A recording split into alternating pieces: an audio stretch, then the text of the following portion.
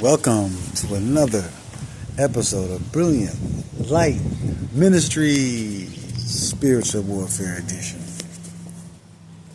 My shirt.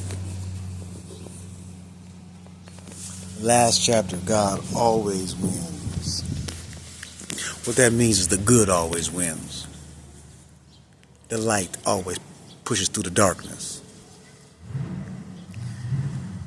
Proof. Where is Hitler? And the cute boots and the cute hats and all that. What happened to him in his country?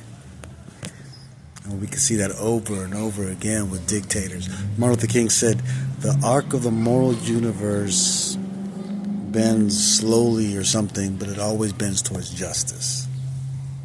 Good always going to prevail. One way or the other. Good always wins. God always wins, brother.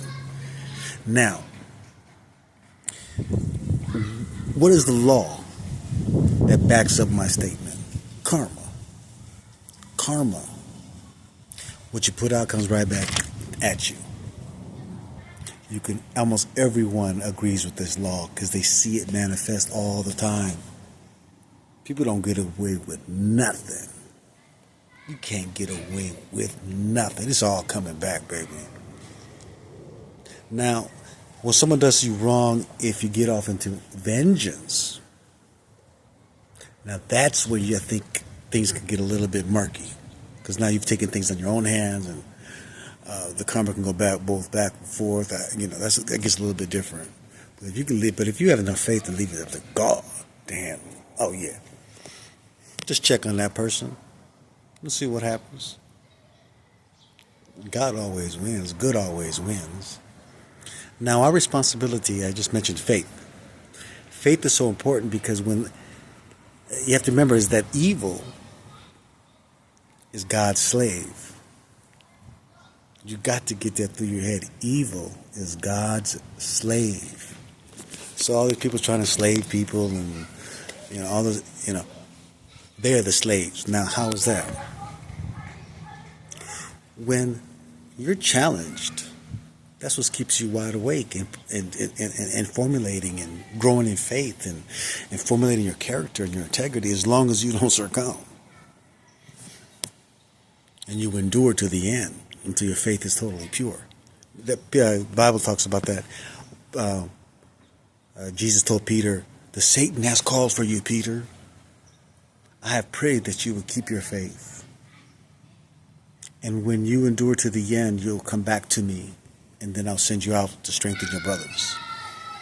But anything in the Bible is really about all of us. And that's what it is to all. If you can endure until your faith is so tested and so deep, then any of the games of the wiles of Satan is nothing. Because now you can know that their actions onto you is only fortifying you and strengthening you and building you.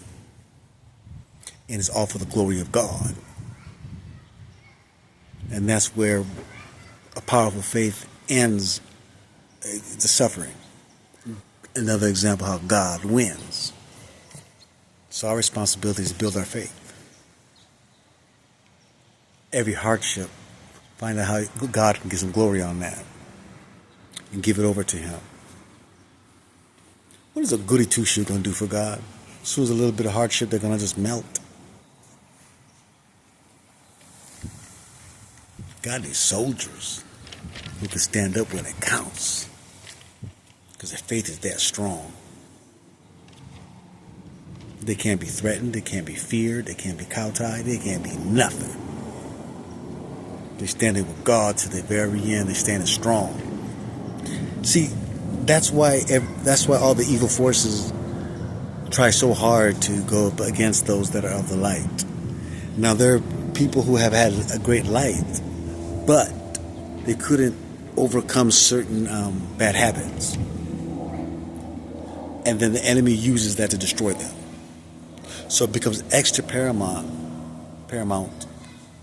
that if you're a child of God, a chosen one, an anointed one, a faithful one, it becomes extra important that you're also sinless, because he's looking. The enemy's watching that. But if you're one that is chosen, anointed, plus you're sinless, now it's a problem. Now it's a real problem. Because your light just shines away any darkness. You're the power. You're the victor. It's guaranteed by universal law, baby. Cause and effect, karma. Faith makes you worry-free. You see what I'm saying? God always wins. Thank you.